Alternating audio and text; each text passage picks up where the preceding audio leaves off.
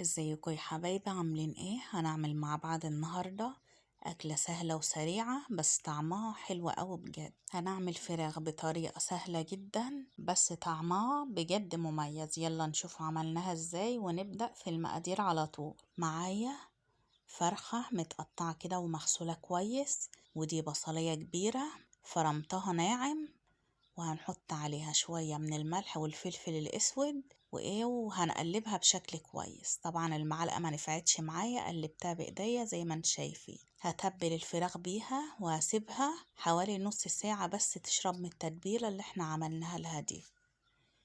طريقتها سهلة وبسيطة بس بجد طعمها خطير، وكفاية بس طعم الشوربة بتاعتها بجد روعة.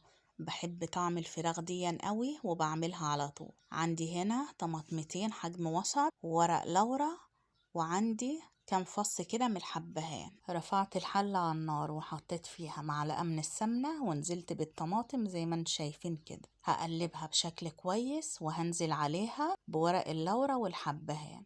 هديلهم تشويحة بسيطة مع الطماطم وهنزل على طول بالفراخ. وحطيت بهارات الفراخ وقلبتها بشكل كويس. ههد عليها وأقلبها من وقت للتاني لحد ما توصل معايا للشكل ده. شايفين بقى اللون بجد تحفة.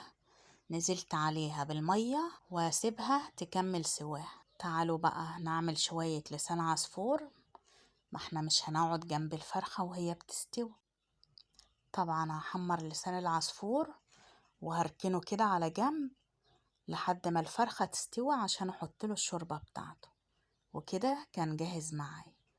وعملت كمان شوية رز بشعرية زي ما انتوا شايفين. طبعا الفيديو موضح الخطوات. حمرت الشعرية ونزلت عليها بالرز وحطيت الملح المظبوط ونزلت بالمية على طول. هسيبه يستوي وارجع للفراخ تاني. الفراخ كانت استوت، حطت لها الملح المظبوط وهسيبها تغلي غلوة وهطفي عليها. ودلوقتي كان خلاص الرز استوى.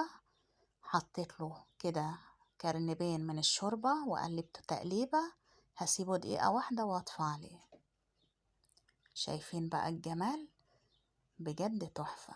وكده الرز والفراخ كانوا خلاص جهزوا معايا.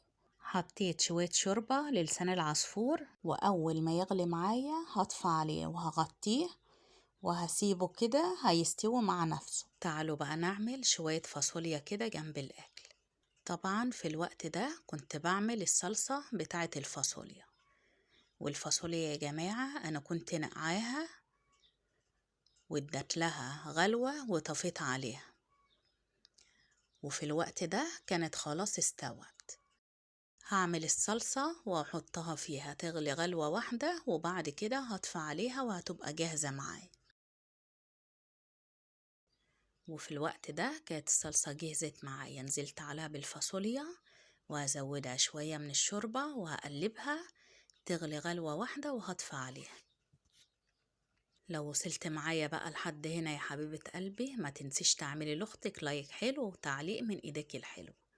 ولو انت اول مرة تشوفيني طبعا يسعدني ويشرفني وجودك معاي.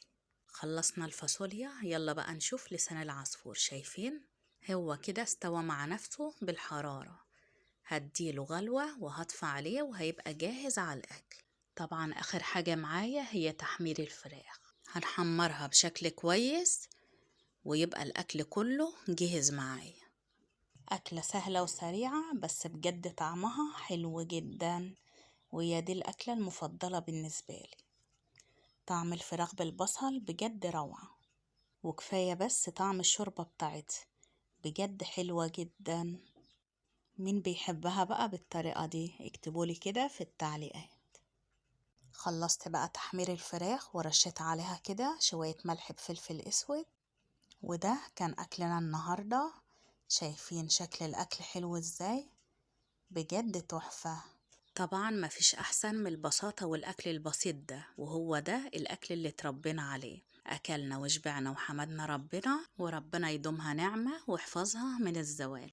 ولحد هنا يا حبايب قلبي يكون خلص الفيديو بتاعنا. بتمنى من كل قلبي انه يكون عجبكم ونال رضاكم.